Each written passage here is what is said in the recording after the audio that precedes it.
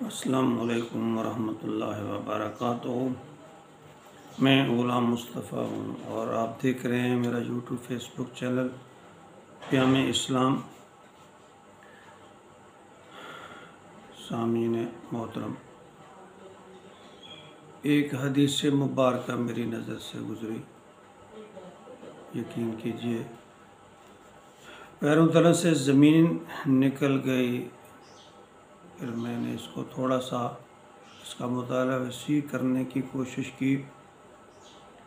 एक नहीं, तकरीबन सियासत की तमाम ही कुतुब में ये हदीस कुछ थोड़े से अल्फाज के रद्दो बदल से मौजूद है।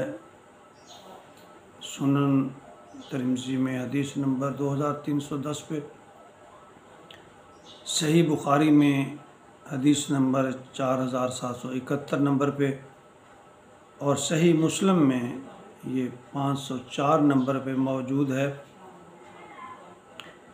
हज़रत आयशा रज़ियल्लाहु ताला अन्हा फरमाती हैं कि जब ये सूरत शूरा की आयत 214 नाज़िल हुई, व अनज़िर अशीरतकल अक़रबीन, तो रसूलुल्लाह सल्लल्लाहु अलैहि वसल्लम ने फरमाया, ए अब्दुल मुत्तलिब की बेटी सफ़िया, ए मोहम्मद की बेटी फ़ातिमा, ए अब्दुल मुत्तलिब की औलाद, अल्लाह की तरफ से तुम लोगों के नफ़े और नुकसान का मुझे कुछ भी इख्तियार नहीं।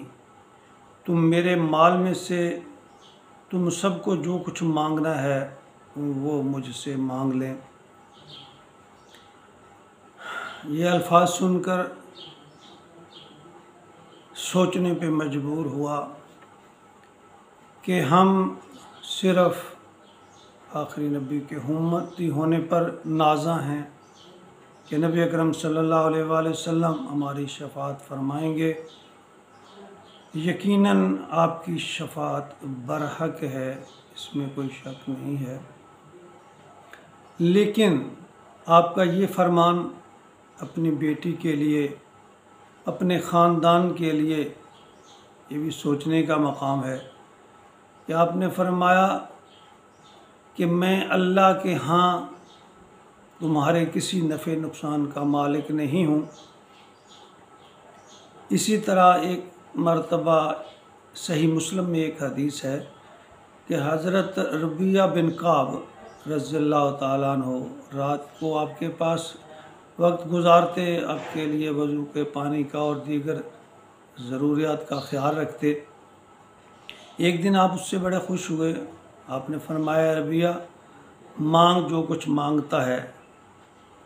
तो उन्होंने अर्ज़ किया, या रसूल अल्लाह, मैं जन्नत में आपकी रफ़ाकत मांगता हूँ। नबी अकरम सल्लल्लाहु अलैहि वसल्लम ने फरमाया, कुछ और? उन्होंने अर्ज़ किया, बस या रसूल अल्लाह। आपने फरमाया, तो फिर तुम अपनी ज़ात के लिए सजदों की कसरत से मेरी मदद करो।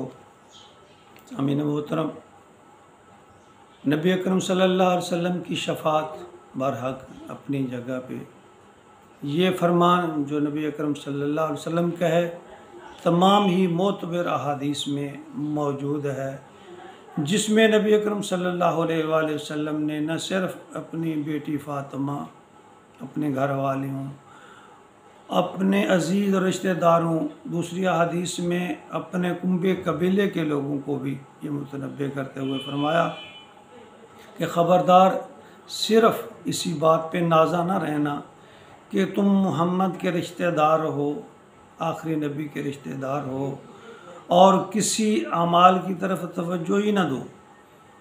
तुम इस सिर्फ़ रिश्तेदारी की बिना पर अल्लाह के यहाँ मकबूल या बख्शे नहीं जाओगे। लिहाजा तुम अपने लिए अमाल का ज़ख़ीरा पैदा करो। जब नबी अकरम सल्लल्लाहु अलैहि वसल्लम अपनी प्यारी बेटी लख्ते जिगर फ़ातिमा ज़हरा सलामुल्लाह अलैह, जो आपकी सबसे प्यारी बेटी हैं, आप उससे भी ये फरमा रहे हैं, फ़ातिमा ख़बरदार, अल्लाह के यहाँ मैं तुम्हारे नफ़े और नुकसान का मालिक नहीं हूँ, तो हम किस बाग की मूली हैं? हमारी क्या हैसियत है कि हम सिर्फ़ और सिर्फ इसी पे तकिया करके बैठ जाएं कि हम आखिरी नबी के उम्मती हैं। हाँ, ये एक आस है, एक उम्मीद है, अल्लाह के घर से उसकी रहमत के तलबगार हैं कि अल्लाह हमें अपने प्यारे नबी के सदक़े हमारे गुनाहों पर रहमत का पानी फेर देंगे। लेकिन इसका मतलब ये हरगिज़ नहीं है कि हम सिर्फ़ और सिर्फ इसी पे तकिया करके बैठ जाएं कि मैं नबी से मोहब्बत करता हूँ, मैं उसके नबी पे कलमा पढ़ता हूँ, नातें पढ़ता हूँ। प्यारे मुसलमान भाई और बहनों, आखिरत के दिन अमल काम आएगा। अमल होगा तो छुटकारा होगा, अमल होगा तो नबी की शफात होगी, अमल होगा तो नजात होगी, अमल होगा तो अल्लाह की रज़ा मिलेगी। खुदा के लिए, अपने लिए आखिरत का ज़ख़ीरा जमा करो। सिर्फ़ इस बात पे ना, आजकल तो हमारे यहाँ ये भी रवाज है कि हम फ़लाँ पीर फ़लाँ गद्दी नशीं के मुरीद हैं, बस हमारे लिए यही काफ़ी है। कतअन नहीं है। जब नबी अकरम सल्लल्लाहु अलैहि वसल्लम का फरमान वाज़ेह है तो हमें अपने अल्लाह के साथ उम्मीद के साथ साथ, नबी अकरम सल्लल्लाहु अलैहि वसल्लम की रहमत के साथ साथ, रहमत की उम्मीद के साथ साथ हमें अल्लाह और अल्लाह के रसूल के अहकामात को बजा लाना है। हर वक्त अल्लाह के खौफ से डरना है। हर वक्त नबी अकरम सल्लल्लाहु अलैहि वसल्लम की पैरवी और आपकी उसवा हसना पर अमल करना है, तभी निजात होगी। अल्लाह ताला हमें आखिरत की तैयारी नसीब फरमाए। आमीन या रब।